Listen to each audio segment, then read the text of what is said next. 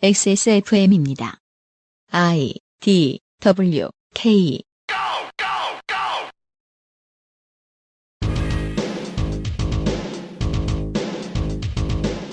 그것은 알기 싫다 특별기획 2021 국정감사기록실 과학기술정보방송통신위원회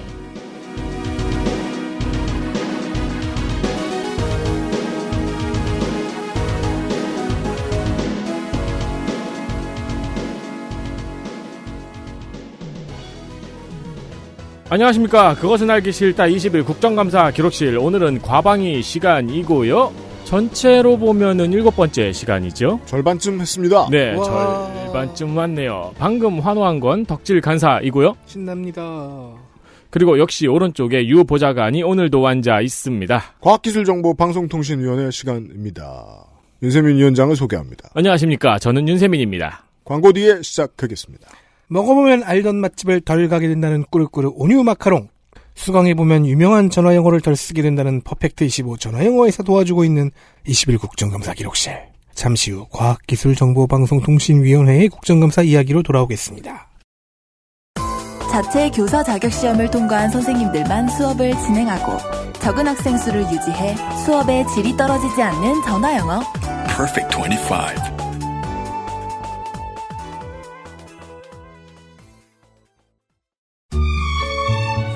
마카롱의 시작은 프랑스였죠.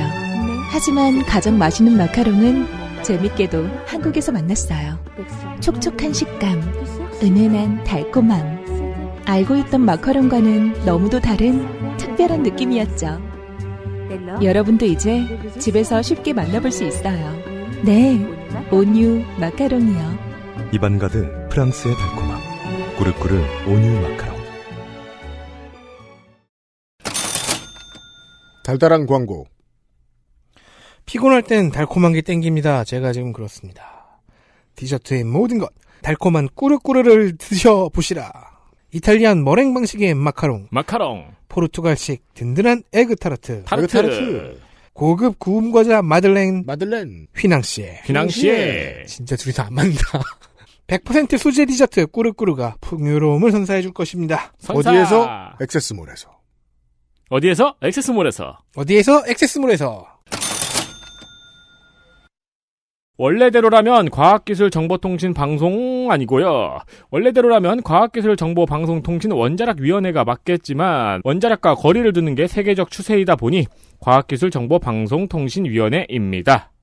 과학기술정보통신부 1부 그리고 방송통신위원회와 원자력안전위원회를 상대합니다.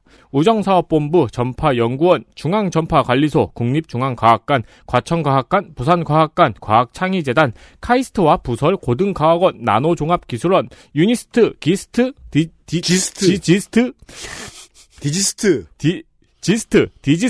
키스트, 원자력의학원, 한국나노기술원, 핵융합에너지연구원, 천문연구원, 생명공학연구원, 한의학연구원, 표준과학연구원, 항공우주연구원, 원자력연구원, 건설기술연구원, 철도기술연구원, 한국식품연구원과 부설 세계김치연구소.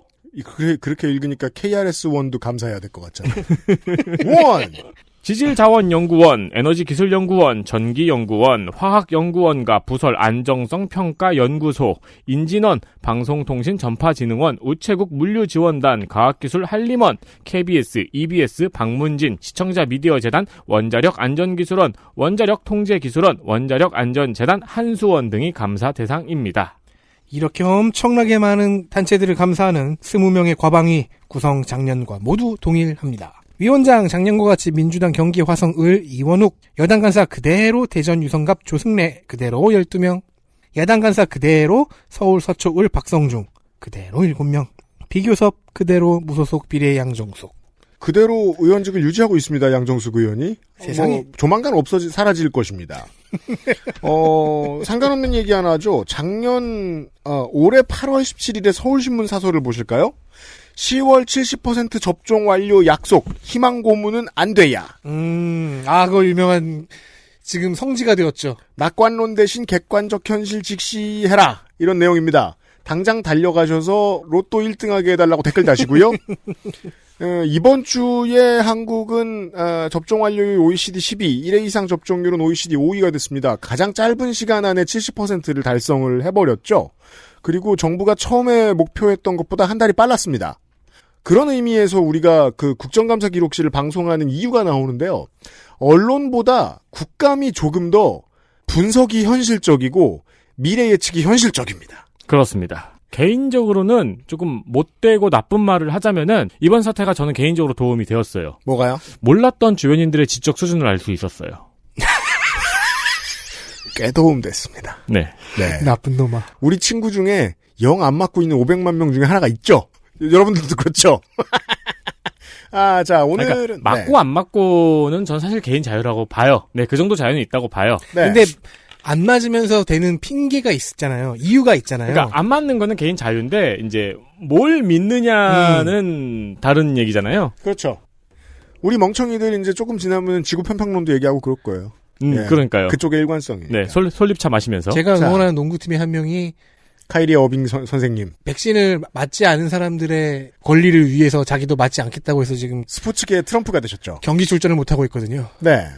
5G로 넘어가서 얘기해도 마찬가지입니다. 5G에 대해서 이야기할 때 보수 언론은 5G를 서비스하는 국내의 대기업들의 입장들만 전달을 해서 실제로 그림이 어떤지를 우리가 알 수 없게 해놓은 측면이 많았어요. 국감에서 어떤 이야기가 오고 갔는지를 들으시는 게 조금 더 상황 파악하는 데 도움이 되실 겁니다. 네, 오지는 오지. 오지. 4G. 어이. 그건 이제 호주 사람들이 국대 축구 응원할 때 하는 소리고요. 이슈 하나. 5G. 민주당 김상희, 이영빈, 무소속 양정숙.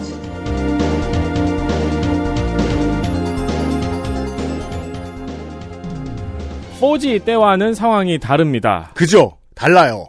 가격은 비싸고 사실상 일반인은 별로 쓸 필요가 없다.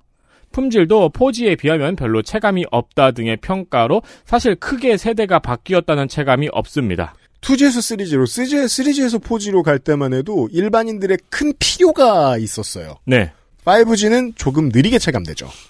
과방위 국감장에서는 5G 관련한 다양한 지적들이 나왔습니다. 민주당의 김상희 의원은 5G 연구 개발에 이통 3사가 참여해서 48.8%의 예산을 사용했다고 지적을 하면서 정부 돈을 사용했으면서 기지국 의무구축 이행률이 터무니없이 낮다고 지적을 했습니다. 이거는 이렇게 생각해야 돼요.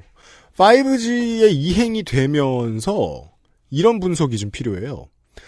이제 스마트폰으로 구현해야 하는 현실에 필요한 일들이 지금 있는 플랫폼에서 더 빠른 게 필요가 없는 상황이 된 거예요. 그렇다면 5G를 잘 쓸 수 있는 하드웨어는 뭐가 있을까요? 예를 들어 제가 요즘 노트북을 바꿀 때가 돼서 LTE가 들어가는 노트북을 알아보고 있어요. 네. 그러면 5G가 돼야 되겠죠. 5G가 되면 노트북 쓰는 게 한결 편할 거예요. 여러 가지 작업을 한꺼번에 처리를 한다거나 혹은 클라우드에 놓고 내가 동영상 편집을 할 수도 있죠. 네. 5G는 그럴 때 아주 쓸모가 있을 겁니다. 근데 그 정도의 업무를 태블릿이나 스마트폰으로 할 필요가 있나? 그렇진 않거든요. 그렇죠. 조금 더 헤비해질 때 5G는 빛을 발할 거예요. 적어도 지금은. 그렇다면 하드웨어 보급률이 중요한데 하드웨어가 지금 그만큼 필요한 것들이 없기도 하고 사람들이 찾지 않기도 해요. 네. 스트리밍 서비스가 떠오르긴 하는데 이건 아직 걸음마 수준이. 제가 드리고 싶은 말씀은 뭘까요? 5G도 대중화되면 분명히 사람들의 생활에 어떠한 변화를 가지고 올 거예요. 그렇죠. 다만 그렇게까지 하면서 정부를 꼬셔서 정부 돈을 빼갔다. 그랬으면 빨리 보급해야 될 거 아니에요. 그러니까 사실상 가장 유망한 분야는 자율주행차 분야라고 하거든요. 왜냐면 실시간으로 가장 빠른 속도로 연동이 돼야 되니까. 그런 하드웨어들이 앞으로 보급돼야죠. 차를 포함해서. 그렇죠. 근데 현재는 이제 자율주행차조차도 아직은 시기상조이다 보니까 네. 이제 앞으로 필요가 없는 기술은 아니에요. 근데 기지국 의무구축 이행률이 터무니없이 낮다고 지적을 했어요. 국가하고 국가 돈을 받아가면서 국가 인프라를 써가면서 약속했던 게 있는데 안 했다는 겁니다. 그렇죠. 얼마나 낮을까요? 무려 0.35%입니다. 아무도 안 쓰고 있어요. 새우깡의 아무도 새우 못 쓰게 해놨어요. 새우깡의 새우 정도죠. 새우탕면의 새우 정도죠. 2018년 정부가 이통 3사에 5G 주파수를 할당하면서 총 45,015국에 28GHz 기지국 구축 의무를 부여했습니다. 통신사 하나당 15,000국씩 짓고 우수리는 SK가 짓는 건데요. 올해 8월 말 기준으로 161대만 설치가 됐습니다. 네. 지금 일반 소비자들이 쓰고 있는 5G는 3.5GHz 주파수입니다. 28GHz 주파수는 LTE보다 20배 빠른 주파수 대역이지만 직진성이 강하고 도달거리가 짧아서 기지국이 많이 필요합니다. 많이 필요합니다. 그리고 B2C보다는 B2B용으로 주로 쓰일 예정입니다. 근데 문제는 아직까지 이게 수익이 별로 나오지 않는다는 점입니다. 그리고 현실적으로 올해 말까지 각 이통사가 15,000개의 기지국을 짓지 못하면 원래대로라면 주파수를 할당받으면서 쓴 돈 6,200억은 돈대로 쓰고 주파수도 반납을 해야 됩니다. 그죠. 근데 언론 보도를 살펴보면은 지금 관계자들의 분위기는 설마 그러겠어? 뭔가 좀 완화를 시켜주겠지라는 입장입니다. 그니까 말이요. 이미 다 해먹고 있는데 어떻게 뺏어가 설마. ABC 라고 협회 생각하고 같네. 있는 것 같아요. 다시 우리에게 돌아오겠지 하는 ABC 협회처럼. 그니까 말이에요. 하지만 진경옥은 다릅니다. 청취자 여러분. 0.35%가 아니에요. 물도 집어넣지 않았습니다. 꾸덕꾸덕합니다. 광고 끝. 국감장에서 과기정통부 임혜숙 장관에게 이 문제를 질의하자 장관은 제재 부과금 검토가 가능하다면서 페널티 계획을 검토 중이라고 밝혔습니다. 겁나 뺏어가겠다. 라는 메시지였으면 좋겠습니다. 네. 또 무소속 양정숙 의원은 현재 설치된 5G, 그러니까 아까 말씀드린 3.5GHz 기지국은 많이 있어요, 지금. 강남구에만 2,821개가 설치가 됐는데 이게 다른 70개 기초단체에 설치된 기지국 수 2,888개보다 더 많다는 걸 지적했습니다. 못됐죠. 면적으로 보면 127배 차이가 나고 인구수로 비교해봐도 70개의 기초단체의 인구수가 더 많았습니다. 임혜숙 장관은 2024년까지 농어촌 공동망 구축을 완료하겠다고 했습니다. 2년밖에 안 남았습니다. 문제는 더 있습니다. 한 10개 군 정도에는 5G 서비스가 전혀 안 돼요. 근데도 5G 가입자가 있는 곳도 있습니다. 이게 실제로는 가장 큰 문제죠. 네. 지들이 안 깔아놓고서 TV 광고 그렇게 돈 많이 들이면서 하고 길거리에 가서 가는 폰 대리점에 가면 이렇게 가입을 시킨다는 거예요. 민주당 이용빈 의원은 통신사의 고지가 이루어지지 않음을 지적했습니다. 실제로는 서비스 안 됩니다. 라고 고지해야죠. 임혜숙 장관은 통신사의 고지가 이루어지지 않았고 이에 따라서 소비자와 통신사 간의 소송이 진행 중이라고 답변했습니다. 또한 요금제에 대한 지적도 나왔습니다. 저는 이게 가장 좀 중요하다고 보는데요. 역시 민주당 김상희 의원의 지적이었습니다. 통신 3사의 5G 요금제를 살펴보면은 10GB 미만이 7개, 10기가에서 15기가가 11개, 그리고 바로 100기가 이상 요금제로 올라가서 28개로 확 많아집니다. 근데 우리나라 소비자의 평균 구간은 20GB에서 30GB 구간입니다. 저도 그렇고요. 네. 근데 그 구간의 요금제는 단 하나도 없습니다. 날카로운 지적입니다. 그래서 저금 요금제를 쓰거나 이제 뭐 할당된 요금제 다 쓴 다음에 좀 느리게 무한으로 제공된 요금제 있긴 하죠. 네. 혹은 한 30GB 쓰면서도 100GB 요금제를 써야 하게 되는 거죠. 그렇죠. 이거는 국가의 기초 인프라라는 측면에서 보았을 때는 국가가 가만히 두면 안 되는 문제죠.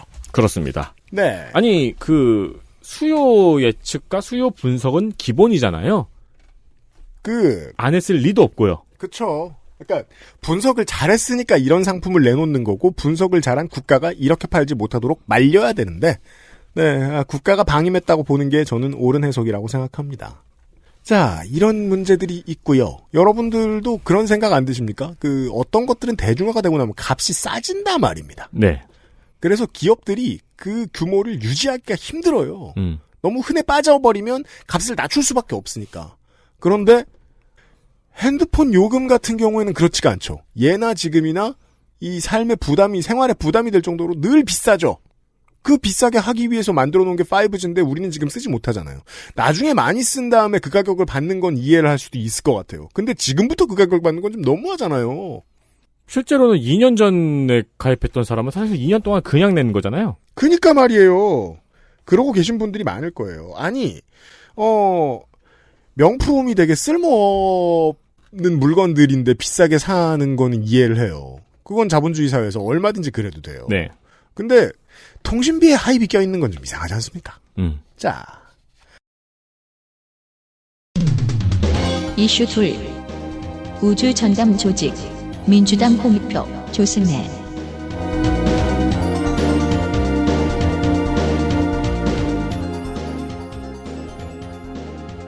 금요일 날 생각보다 많은 보수 언론과 생각보다 많은 TV 뉴스가 이렇게 이야기합니다. 국산 첫 우주 로켓 누리호 우주 첫걸음 실패. 이렇게 보도합니다. 토 나왔습니다.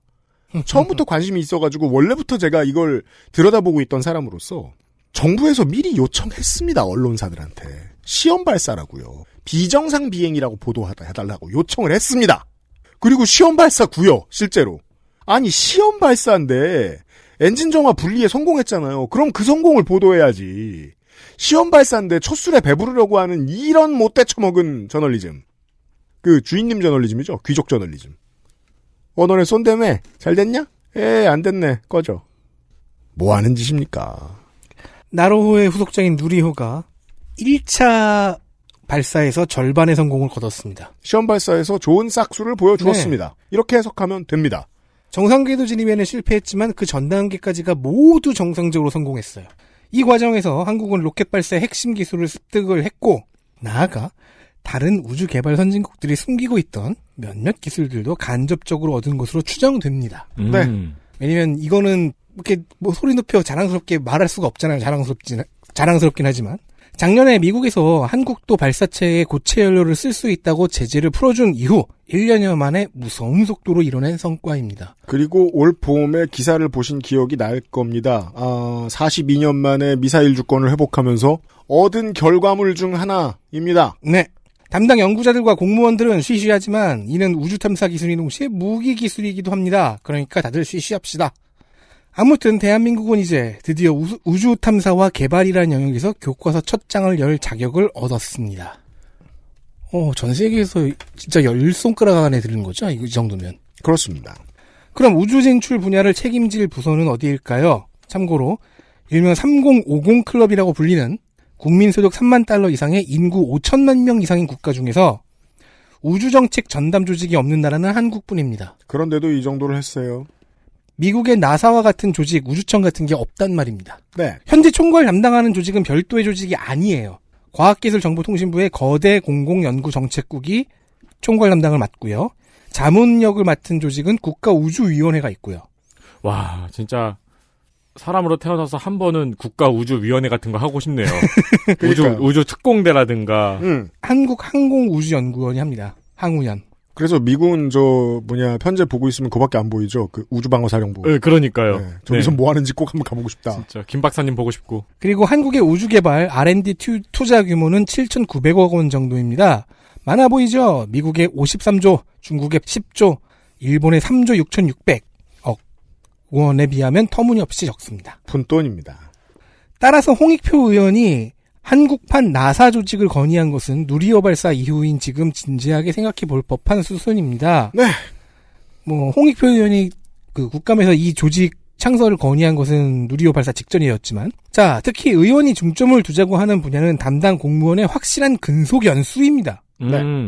이게 이제 그 정치가 한번 이걸 결정을 하면 건드려서는 안 되는 조직들이 있는데, 한국은 그런 게 좀 부족하죠. 우주산업계획은 5년 내지는 10년 단위로 진행이 되는데 반면 우주사업 쪽의 사무관은 현재 2년 3개월, 국장급 인사는 1년 3개월가량만 근무를 하고. 뭐 그런 법이 있는 거예요? 왜 그런 거죠? 아니요. 그냥 회전 인사가 되고 있다는 뜻이겠죠. 따라서 이 부분이 중요합니다. 사업과 조직의 역사를 이해하고 장기적인 맥락을 아는 담당자를 만들어내지를 못합니다. 그렇겠죠. 옛날에 우리 잠수함 승조원 관련해서 비슷한 얘기 했었잖아요. 네. 조직의 역사를 사업의 역사를 이해하는 사람을 만들어달라고 직접 워딩을 썼어요. 네. 또한 사업의 형태를 R&D에만 국한시킬 필요는 없죠. 연구개발에만. R&B에도 좀. 야. KCN 조조. 네. 형은 R&B 하면 그것밖에 기억이 안 나요? 난 옛날 사람이잖아. 요즘 세상이 바뀌었는데 알켈리 얘기하면 안 돼요. 알켈리 얘기는 하면 안 돼요. 네.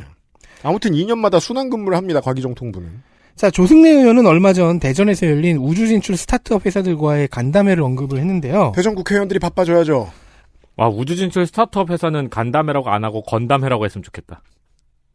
저 이제 조용히 있을게요. 죄송합니다. 아니 살짝 웃을 뻔했는데 그건 내가 싫어서 그래. 이제 진짜 조용히 있을게요. 여러분들도 여러분들이 싫으시죠? R&D 이외의 형태가 없다 보니까 이 스타트업에 참여할 주체를 찾기가 어렵다는 겁니다. 어려웠다. 이 역시 나사가 달 착륙선 제작의 외주를 민간 조달에 맡겨서 기술력을 가진 민간 기업을 키웠던 것처럼 한국의 우주산업 분야라는 것을 만들어낼 수 있는 방안입니다. 전통적인 한국 사람들은 뭐 그렇게 생각하겠죠. 또 뭐 마피아가 생겨나고 먹는 놈만 먹고. 우피아. 초중반엔 그렇겠죠. 근데 그걸 계속 잡아가면서 조직의 기틀을 만들어놔. 그런 거 하지 말라고 정치가 있는 거예요. 네. 정치가 역할을 하면 됩니다. 현재 자문조직인 국가우주위원회는 국무총리 직속기구로 승격되었습니다. 뭔가 승천했다고 표현해야 될 것 같은데. 네. 다음 스텝은 임혜숙 장관도 긍정적으로 받아들인 한국의 우주 진출 전담 조직의 창설일 것입니다. 한국판 나사. 자, 특히나 트럼프 대통령 때 미국에서 주요국들을 모아 예산을 만들고 있는 우주 탐사 계획인 아르테미스 플랜이라는 것이 있습니다. 아르테미스 플랜. 지금 1차 발사가 2년 정도 연기가 돼서 내년에 발사가 돼요. 아르테미스 플랜은 13명의 우주인을 선발하고 이 중 6명이 여성입니다. 예, 하필 13명에 맞췄네요. 그쵸.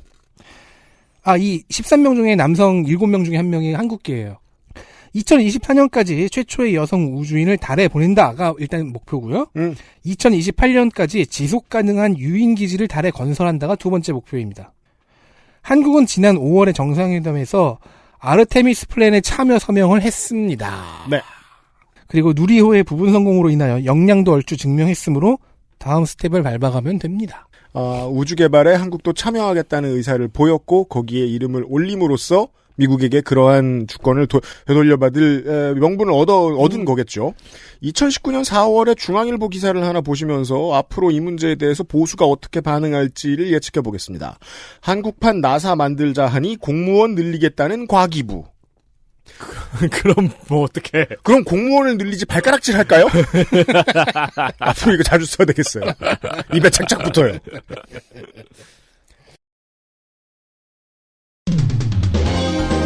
이슈 셋. 통신 3사와 알뜰폰. 민주당 윤영찬, 우상호, 국민의힘 김영식.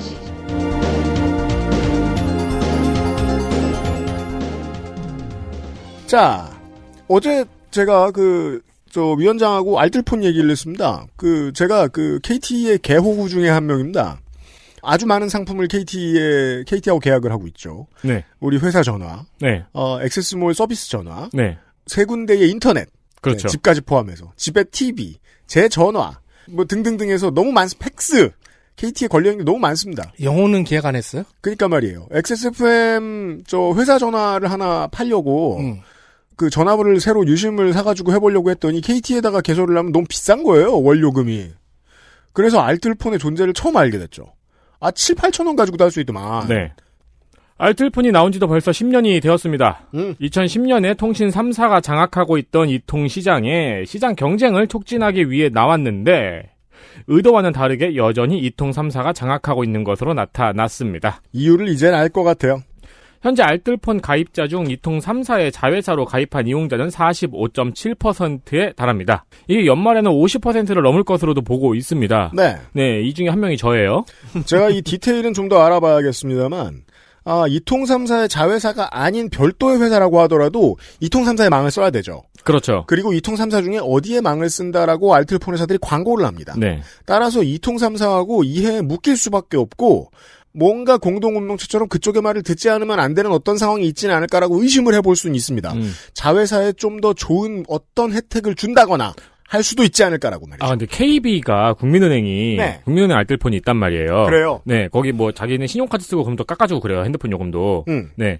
근데 거기 알뜰폰도 어쨌든 이통 3사의 망을 갖다 쓰잖아요. 거긴 딴 걸로 협박할 수 있네요. 거긴 자본이 있잖아요. 그러게요. 싸우자고 하면 싸울 만한데. 그러니까요. 왜 이통 3사의 자회사만 이렇게 장사가 잘 되는지 아직 잘 모르겠습니다. 네, 국감장에서 민주당 윤영찬, 우상호, 국민의힘 김영식 의원실에서 이 문제를 지적을 했습니다. 결국은 과점 상태를 해결하지 못하지 않았느냐? 국민의힘 김영식 의원은 이통 3사 자회사의 알뜰폰 시장 단계적 철수와 점유율 제한이 필요하다고 지적을 했고요. 민주당의 윤영찬 의원도 시장 철수를 주장했습니다. 그렇군요. 임혜숙 장관은 가입자들의 권익을 침해할 수 있기 때문에 신중해야 한다고 지적했습니다. 느슨하네요. 네. 같은 질문을 이통 3사에도 했는데 KT와 U+는 중소사업자들의 상생을 이야기하면서 슬쩍 빠져나갔습니다. 신경 안 쓴다. 이게 국감하면서 제일 많이 들은 소리네요, 올해. 그러니까요. 저 언젠가부터 상생을 우리 하청되라로 읽고 있어요. 살생이에요. 그리고 SK텔레콤의 경우에는 국회에서 시장 철수로 가닥이 잡힌다면 따르겠다고 철수 가능성을 조심스럽게 말했습니다. 어디 니들끼리 정해봐. 우리가 하나도 안 심어놨는 줄 알아? 한편 민주당의 우상호 의원실은 중소사업자가 투자할 수 있는 환경을 많이 만들어줘야 된다고 지적을 했습니다. 이건 뭔 얘기입니까? 자, 알뜰폰은 이통 3사로부터 주파수를 도매로 사와서 서비스를 합니다. 정부는 SK텔레콤을 의무 도매 사업자로 선정을 했어요. 시장 지배력이 있으니까요. 네. 정부와 협상을 통해서 도매 대가를 선정하게 했습니다. 그리고 3년 일몰제를 두었죠. 일몰제. 그러면 KT나 LG가 알뜰폰 사업자를 끌어들이기 위해서 SK보다 더 낮은 비용으로 주파수를 제공하고 그러면서 시장에 알뜰폰이 정착을 할 거라고 봤는데 시나리오대로 되지 않았죠. 네. 왜? 최저임금 정할 때 이거 정해놓으면은 노동자를 끌어들이기 위해서 그보다 높은 시급을 줄 거라고 생각을 했죠. 네. 현실은 다들 최저임금만 주죠. 이 경우도 같았습니다. 네. KT와 LG 모두 SK와 정부가 정한 도매가를 그대로 가져갔고 이게 또 과점이라서 그래요. 월급 주는 곳이 많으니까 요즘 세상에는 조금이라도 사람 빨리 부르고 싶으면은 웬만하면 시당 10,000원은 부른단 말이에요. 네. 예, 사용자가 많으니까요. 근데 사용자가 셋밖에 없잖아요, 여긴 지금. 그렇죠. 그리고 3년 일몰제가 지금까지 2번 연장이 되도록 중소 알뜰폰 서비스 업체들이 자리를 잡지는 못했습니다. 그러니까요. 정말 알뜰해야 찾아볼 수 있어요. 그래서 민주당의 우상호 의원이 하는 말은 일몰제를 아예 의무제로 바꾸자. 그러니까 이제 일몰로 3년마다 연장하다가 또 끝났단 말이에요. 이거 그냥 일몰제 없애고 쭉 가자. 경쟁 안 하니까 이것들이 경쟁하라고 시켜놓으면. 네. 그리고 주파수 의무 도매 사업자도 SK텔레콤에서 그냥 통신 3사 전체로 확대를 하자. 그냥 다 열어주고 어떤 면에서 강제력을 좀 더 가지자 이러는 건데 이게 어떻게 보면 자본 입장에서 좀 더 유연한 대처법이고 자본이 좋아할 만한 패턴이기도 합니다. 그렇죠. 이렇게 해주고 그런 다음에 이제 위에 나왔던 안하고 섞어가지고 통신 3사는 알뜰폰 들어가지 말자. 네. 이렇게 해놓으면 또 약간 정리가 되는 그림이죠. 그러니까 이게 대자본이 엿먹느냐 마느냐가 중요한 게 아니고요. 경쟁이 더 많이 활성화돼야 가격이 내려가죠. 그렇죠. 예. 이렇게 생각하면은 역설적으로 항공산업은 변화에 성공했다라고도 볼 수 있거든요. 물론 큰 회사의 자회사들이 저가 항공사들 중에 제일 잘 나가는 건 여전히 문제입니다. 그렇지만 가격 경쟁만큼은 순경쟁이 일어났어요. 네. 그래서 우리는 지금 김해와 김포를 왔다 갔다 할 때, 제주와 김포를 왔다 갔다 할 때 항공기를 옵션으로 생각하게 됐죠, 국민들이. 제주도 최저가 얼마셨어요? 살면서? 저는 일할 때 2번 가보고 놀러 1번 가보고 3번밖에 안 가봤단 말이에요. 네. 그래서 아주 싼 건 경험 못 해봤고 6만 원 뭐 그랬던 것 같아요. 저는 평일 밤에 올 때 9,900원. 이게 성공할 수 있는 사례도 있어요. 이렇게. 네. 네. 제일 중요한 주제는 경쟁이 활성화돼야 된다는 겁니다. 9,900원이면 택시보다 싸네. 근데 갈 때 7만 원인가 했어요. 갈 땐 주말이어가지고. 다음 이슈 보시죠. 이슈 넷. 방송가의 차별. 민주당 홍익표, 국민의힘 황보승희, 김상희.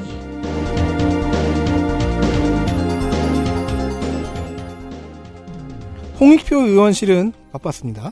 종편과 지상파의 방송 노동자 근무 환경을 살펴봤습니다. 이게 미디어 관련 미디어, 메타미디어들이 열심히 많이 다루었던 소재인데 대중에 너무 안 알려졌습니다. 통계를 봤는데 이 통계에서 유의미한 점이 있네요. 남성일수록 정규직이 많고 여성일수록 비정규직이 많다는 겁니다. 숫자가 그렇다고요. 종편, 지상파 모두 동일합니다. 특히 종편이 좀 더 심해요. 네. 당연히 비정규직은 임금, 연차휴가, 복리후생에서 처우가 낮은데 특히 출산휴가가 그러했답니다. 자, 대전 MBC의 경우를 좀 볼까요? 1990년대 이후 채용한 정규직 아나운서는 전원 남성. 아니, 1990년대까지가 아니고 1990년대 이후요? 네. 지난 30년간. 지금까지? 근데 또 아나운서를 그렇게 많이 뽑진 않아요, 또 숫자를. 계약직 아나운서와 프리랜서 아나운서는 전부 여성. 이게 문제죠. 여성 정규직 아나운서가 있긴 해요. 인권위 조사가 최근에 이루어진 후에야 9명이 채용되었고 그건 부랴부랴. 그건 총원의 4분의 1입니다. 네. 그리고 원래 있던 계약이 전환된 경우도 있죠. 연합뉴스 TV의 경우 최근 5명의 여성 아나운서가 비자발적 퇴사를 했습니다. 원치 않게 회사를 관뒀다고요? 5명의 퇴사의 이유는 동일했으니 출산 후 복직 무산. 그 중에서 2명은 2011년부터 근무한 10년차 베테랑이었습니다. 신부는 계속 프리랜서였고요. 이 점은 달라지지 않죠. 예나 지금이나 TV의 아나운서들 중 여성은 더 젊죠. 네. 이 문제의 변화를 국가가 하라고 하니까 강제로 해야 하는 건 KBS밖에 없기 때문에 KBS만 그 점에서 좀 이채롭고 다양합니다. 안경도 써도 이게 참 옛날 얘기 같죠. 안경도 써도 되고. 그렇죠. 남성, 여성이 나와도 되고. 네. 휠체어를 쓰는 사람도 있고. 그게 되는 게 KBS밖에 없어요. 그리고 웃긴 게 전 세계가 다 그러냐? 아니잖아요. 그러니까 말이에요. 그러니까 아니 당장 저 미국의 뉴스 봐도 네.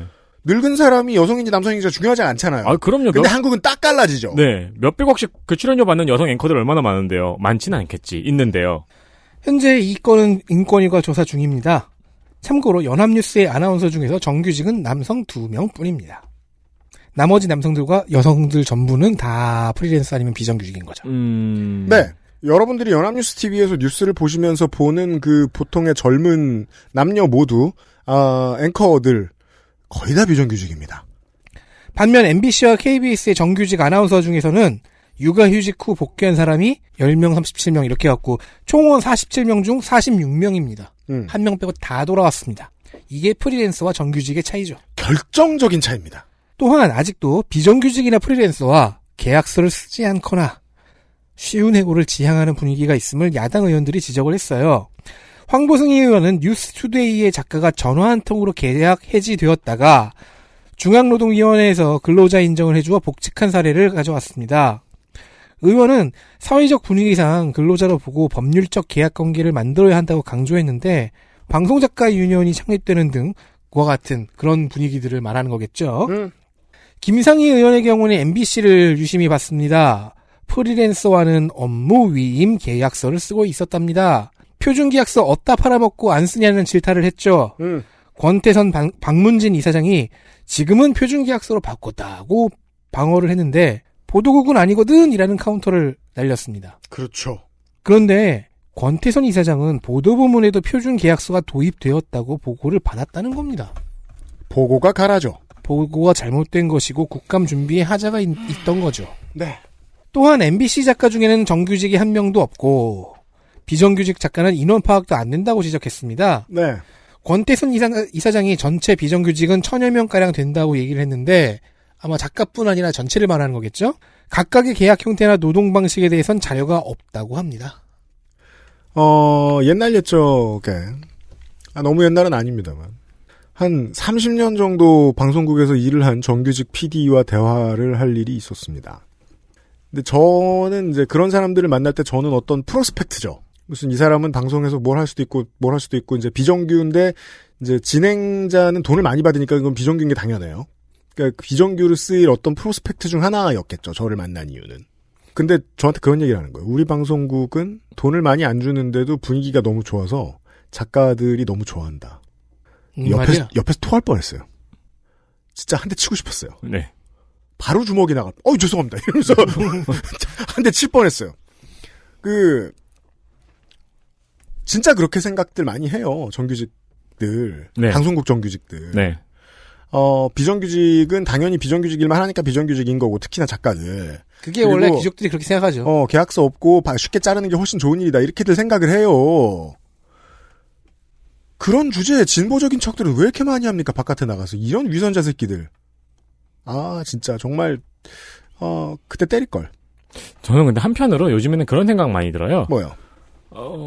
이제는 요게 이제 정규직이 된다기보다는 방송 스텝, PD나 작가들과 방송국의 관계가 역전이 될 거라는 생각. 오히려 스텝이 이제 나영석 PD를 보면 이제 그런 식인데 그 팀이 방송국과 선택해서 계약을 하는 형태가 되지 않을까.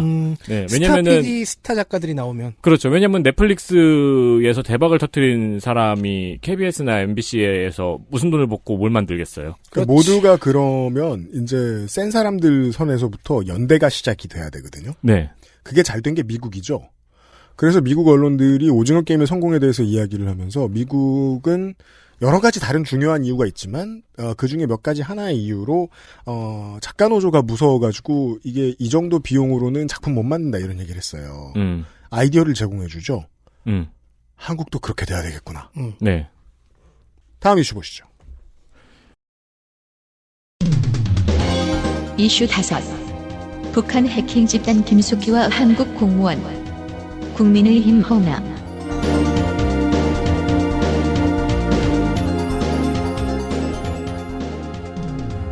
국민의힘 허은하 의원실은 북한의 사이버 공격을 추적했습니다. 아, 그래요? 북한의 해킹 조직 김숙희를 역추적한 겁니다. 네. 김숙희. 수키. 네. 2012년부터 해킹 공격을 감행했고 2013년 러시아에서 발견하여 알려졌습니다.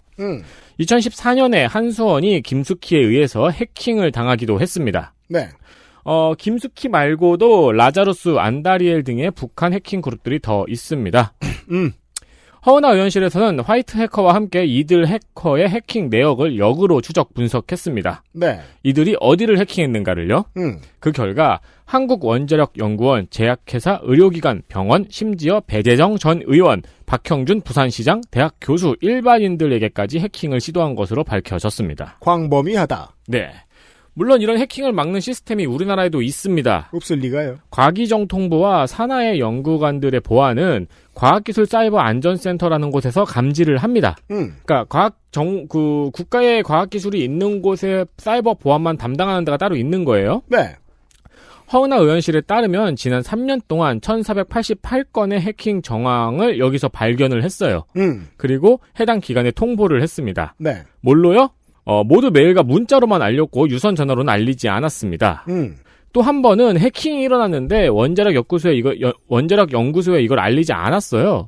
그래서 왜 안 알렸냐고 물어보니까 토요일이라서 안 알렸다고 답했습니다. 정중한 사람이네. 네.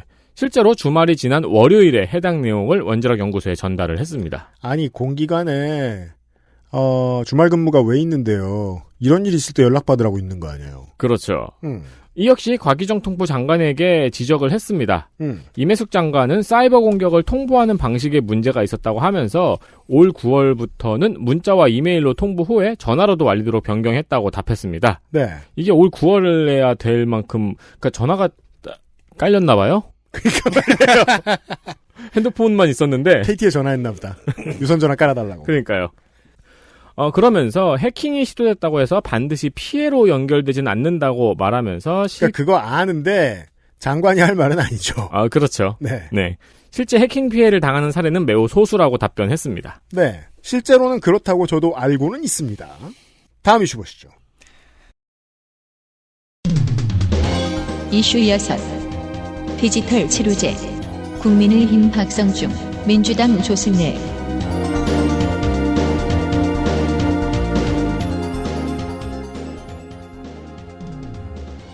지난 2018년 국감에서 클로이를 열심히 불러댔던 헤이 클로이! 박성중 의원은 헤이 클로이! 서울 로봇이라 못 알아듣는가 보네요. 스스로를 대한민국의 미래 먹거리를 소개해왔다고 자평하고 있습니다. 미래에서 왔어요? 미래 부산에서 왔어요?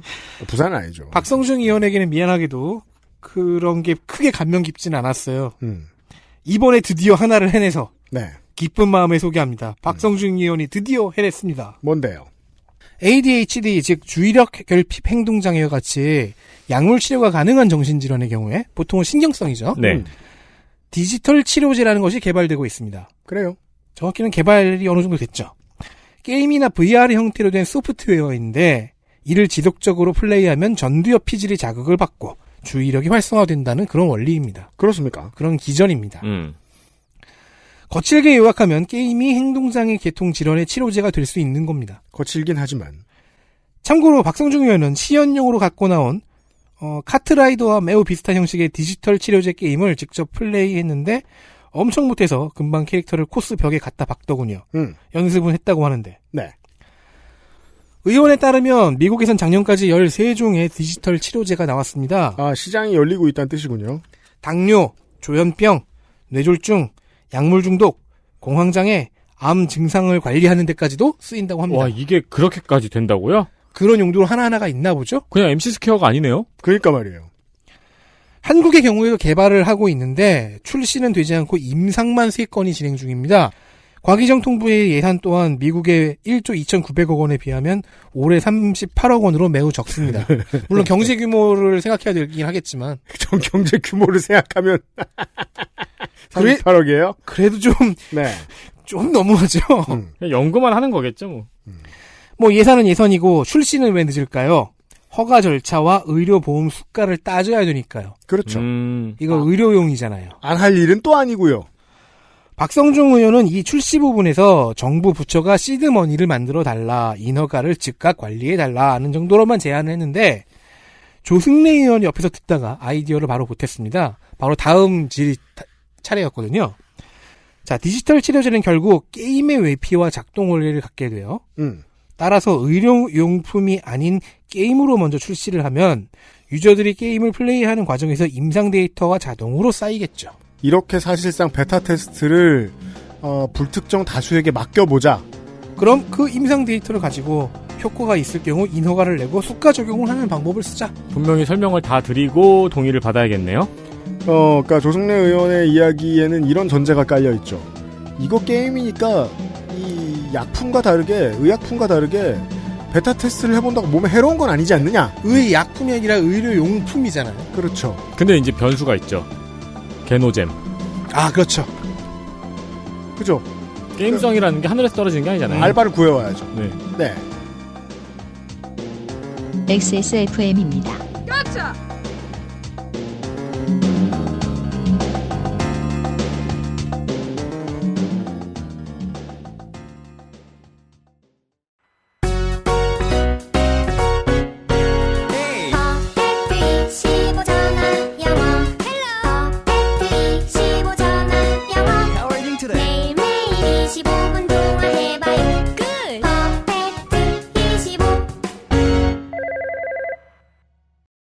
오, 그 알실 올라왔다. 설레는 순간은 꾸룩꾸룩 온유 마카롱.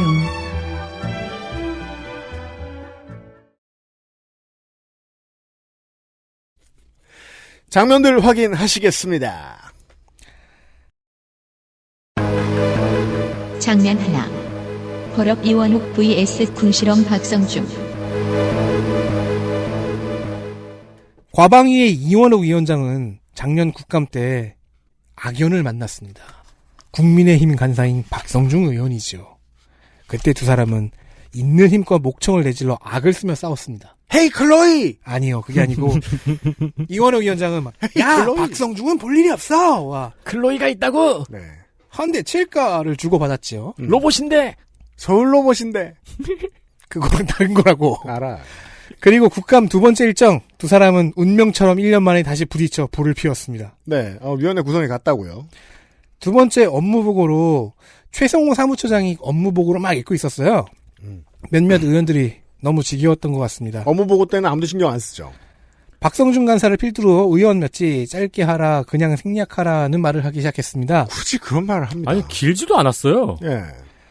최성호 처장이 잠시 멈칫했고 이원욱 위원장은 빠르게 열받기 시작했습니다. 그리고 멋진 대사가 하나 나옵니다. 연계 편성 현황을 점검하고 관련 방송법 개정도 추진하고 있습니다. 12 네? 아니 위원장이 아무 얘기 안 하는데 그 위원들이 지금 뭐 하시는 거예요? 자리를 이쪽으로 갖고 오든지 위원장 탄핵해 그럼 그러려면 그런 발언 하려면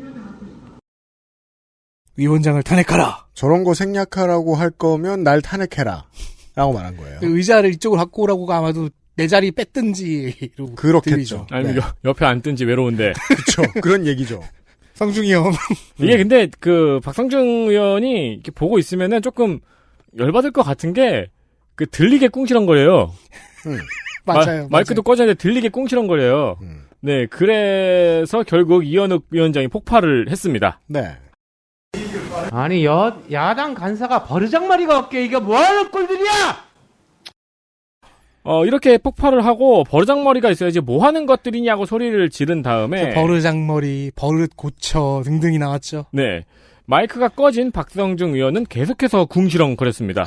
저 성격 대단한 것 같아요. 네, 옆에서 계속 들려요. 살다가 저러는 사람 제가 안 만나봤거든요. 왜냐면 저런 사람 만나면 싸우게 되니까 안 만나는 게 낫잖아요. 그 동생임은 진짜 엄청 맞죠? 저는 동갑이었어요. 아우 그 새끼 진짜. 예, 또 때리고 싶어요. 결국 이현욱 위원장이 마지막 일갈과 알아들 수 없는 박성중 의원의 외마디와 함께 정회가 선포되었습니다. 헤이 클로이! 버릇 고쳐! 버릇 고쳐! 이거는 삼국지 천지를 먹다 하지 않아요? 우리야!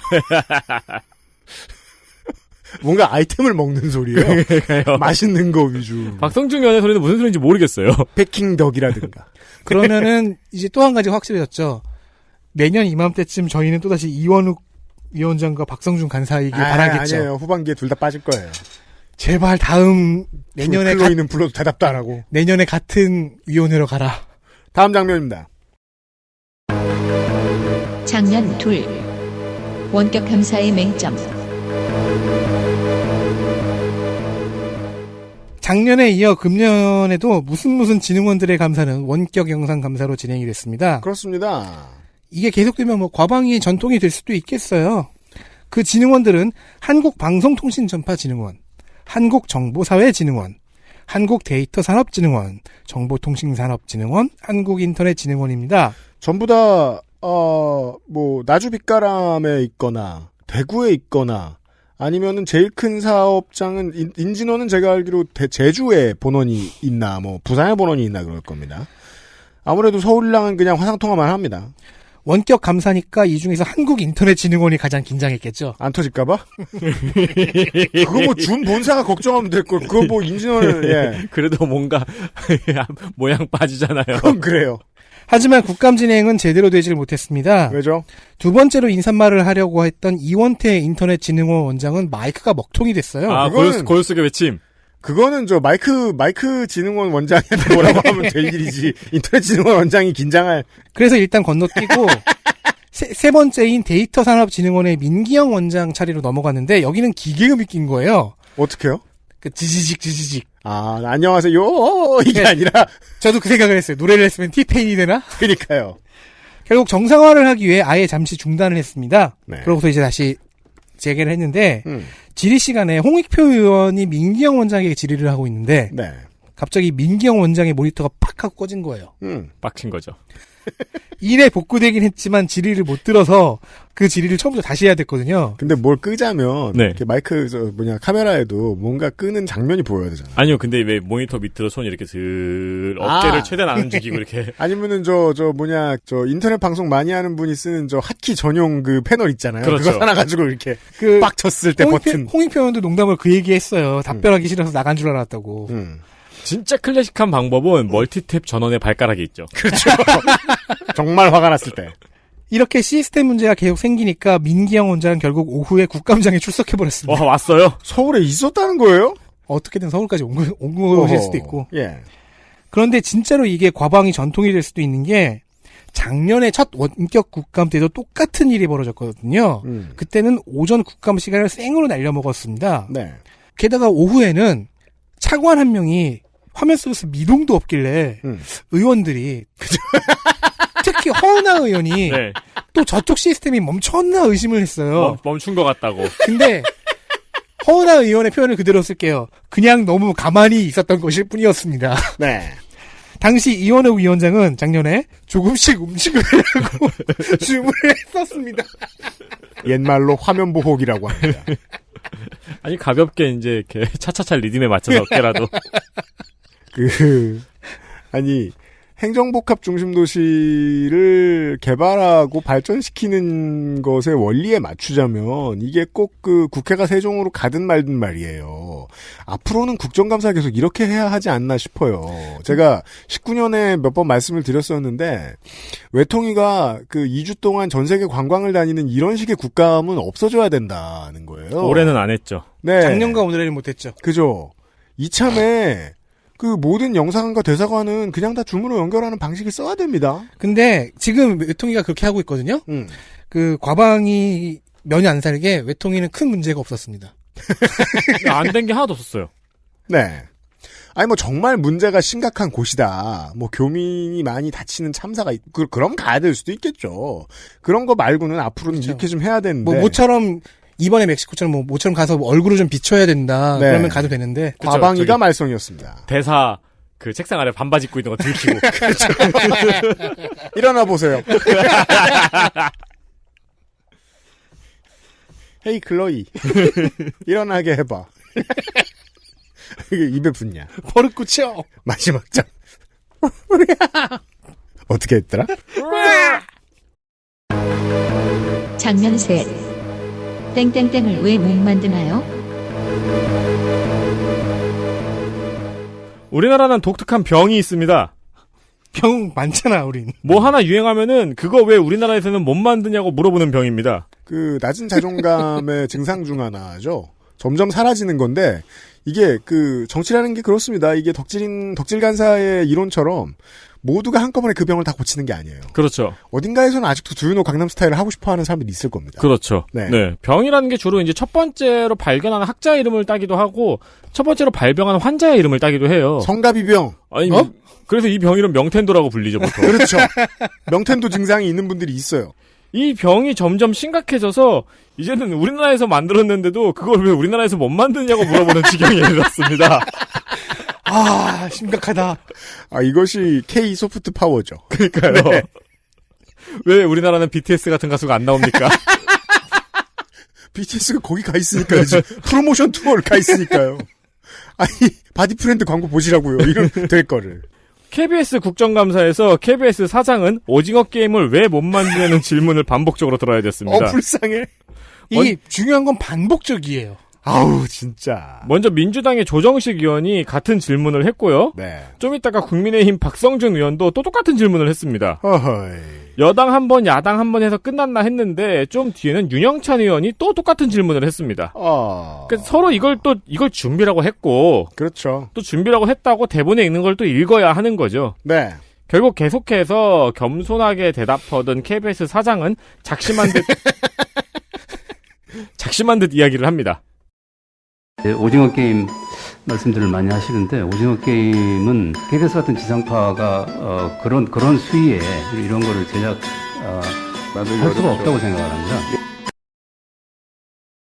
아니, 정답이잖아요. KBS는 오징어 게임 같은 거 만들면 안 돼요. 안 되죠. 예. 플랫폼마다 다른 성격이 있는 거죠. 그걸 왜 KBS에 묻나요? 아니, BBC 같은 다큐멘터리 왜 못 만드냐고 KBS를 갈구는 건 아주 좋은 일이에요. 그러면 이제 그 KBS가 왜냐면은 그건 왜 좋은 일이냐면 KBS가 그거 한 편 만드는데 얼마든지 얘기하면 되거든요. 그렇죠.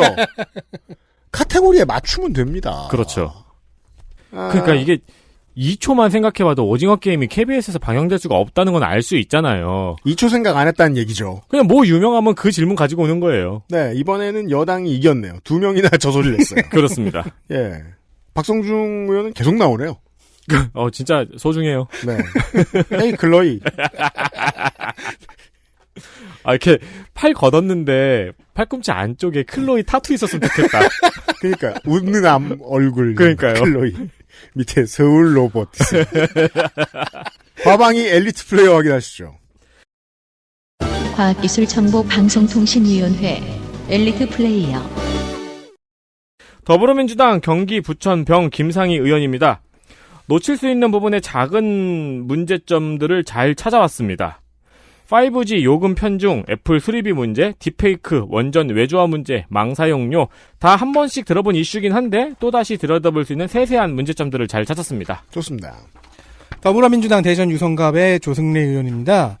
남의 안건조차도 순식간에 핵심을 읽어내 아이디어를 보탤 정도로 이해도가 빠르고 좋습니다. 네, 고정관념에 의하면 저 정도는 돼야 대전 국회의원을 해야 하지 않나. 대전이라서 네, 똑똑해야 되지 않나. 네. 그래서 거대 담론을 다룰 때는 맥락을 요약하는 솜씨가 좋고 디테일을 다룰 때는 더 큰 본질적 사안으로의 연결점을 만드는 것이 참 좋습니다. 네. 국민의힘 비례대표 허은하 의원입니다. 정부와 야당에 대한 공격이 날카롭습니다. 왜냐하면 부지런하거든요. 과거 사례도 샅샅이 뒤지고 화이트 해커와 함께 해킹 경로를 역추적하는 등의 성실함이 있었습니다. 네.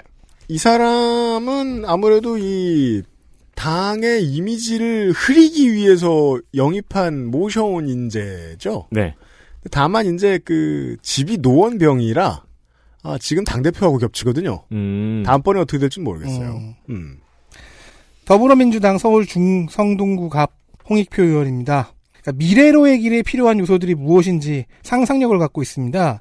현실 감각과 SF적 상상력을 겸비했다고 할 수 있는데 그래서 과학기술 분야가 자기 장기가 되는 것 같습니다. 외교 전공한 걸로 알고 있는데요. 근데 신기해요.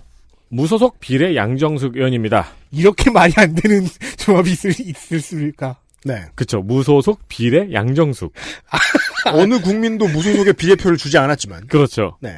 쿠팡, 이통 3사, 그 외 피감기관들에게는 가장 무서운 국감위원이었을 겁니다. 잘했습니다. 기업과 피감기관이 인정할 수밖에 없는 날카로운 지적들이 많았습니다. 네. 다시 뵙기 어려울 것 같은데 어쨌든 맡은 바 최선을 다해서 좋네요.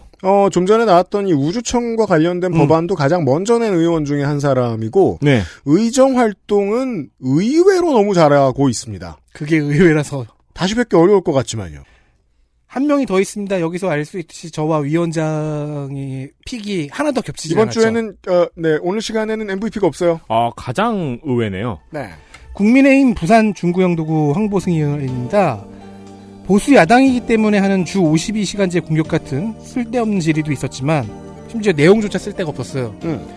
기본적으로 정부 시책에 허점을 짚는 야당 역할을 충실히 수행했습니다.